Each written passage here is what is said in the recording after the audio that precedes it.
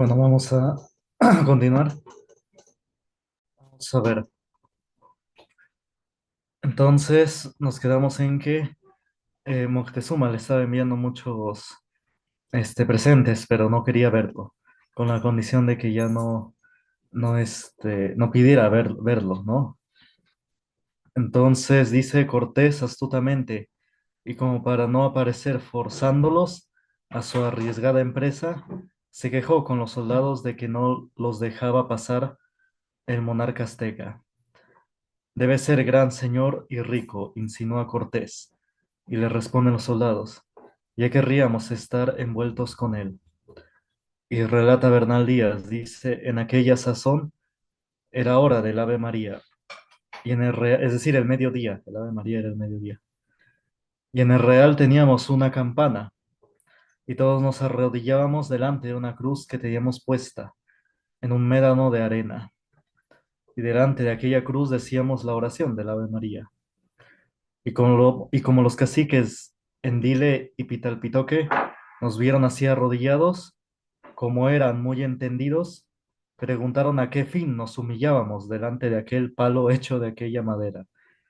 Y Cortés le dijo al fraile, vienes ahora, padre, que hay buena materia para ello, que les demos a entender con nuestras lenguas, los intérpretes, es decir, las cosas tocante a nuestra santa fe. Y así se hizo, dice José Vasconcelos.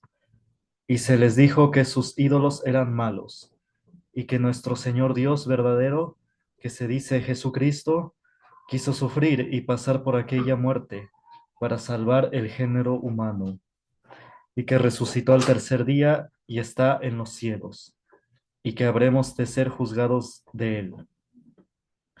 Y se les declaró para que lo repitiesen a su señor Moctezuma, que nuestro gran emperador nos envía a estas partes para quitar que no sacrifiquen, que no sacrificasen ningunos indios, ningún indio que ya no siguieran con los sacrificios humanos.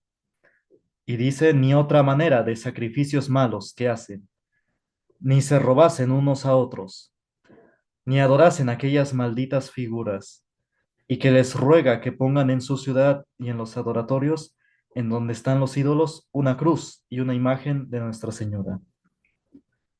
Mientras así hablaba a los indios, a los soldados, los dejaba Cortés rescatar, o sea, cambiar cuentas por oro, sin pedirles razón por lo que los amigos de Velázquez, que se hallaban en la expedición, reclamaban y exigían que se tomase nota para apartar el quinto del rey. Cortés disimulaba el tráfico de los soldados, y se holgaba de él, porque lentamente su influencia personal crecía sobre la tropa. A la vez a esta se le despertaba la ambición. Y el choque de indios y españoles se hizo inevitable. Parece ser, opina Bernal Díaz, que Moctezuma rehusó más pláticas porque era muy devoto de sus ídolos que se decían Tezcatepuca y Huichilobos, el uno dios de la guerra eh, y el otro del infierno. Y le sacrificaba cada día, muchachos, para que le dieran respuesta de lo que debería hacer con nosotros. Imagínense, ¿no? Ante esta crisis política, mandaba a matar diario, hacía sacrificios humanos diario para que recibiera supuestamente iluminación de parte de sus deidades, ¿no? Del dios de la guerra y del dios del infierno. Entonces, sí, obviamente era una práctica deplorable, ¿no? Imagínense, en Estados Unidos, sí, luego hablan las autoridades que les piden a su población rezar, orar, pero nada más eso, nada más les piden orar. Nunca se sacrifica a humanos, ¿no? Ni en ningún otro país actualmente del mundo. En cambio aquí, pues sí, antiguamente se hacía así, ¿no? Se sacrificaba a personas porque querían respuesta de sus dioses. En México ni de chiste se pide a la gente orar, hacer oración, digo, un gobernante, ¿no? Entonces sí, lo fusilan si una autoridad llega a decir eso. Y Moctezuma resolvió que si no tornaban a marcharse los españoles en sus navíos, A todos los había de sacrificar a sus dioses.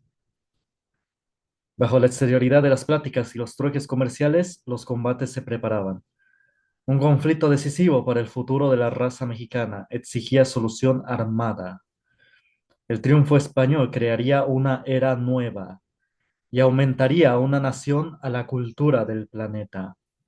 Si Moctezuma hubiese vencido, dice José Vasconcelos, si Moctezuma hubiese vencido, la crueldad, la brutalidad más espantosa hubiesen seguido deshonrando esta tierra que hoy es o podría ser nuestra.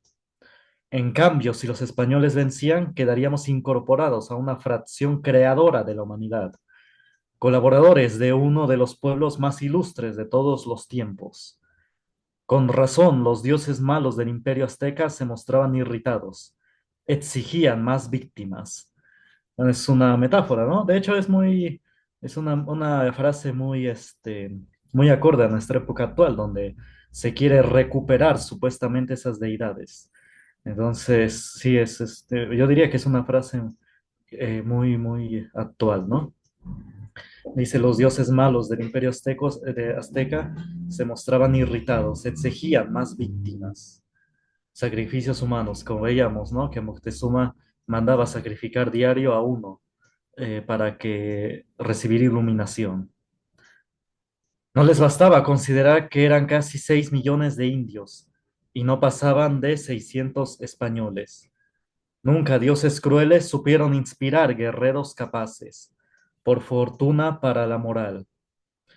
Nada es más débil que la fuerza empleada en oprimir.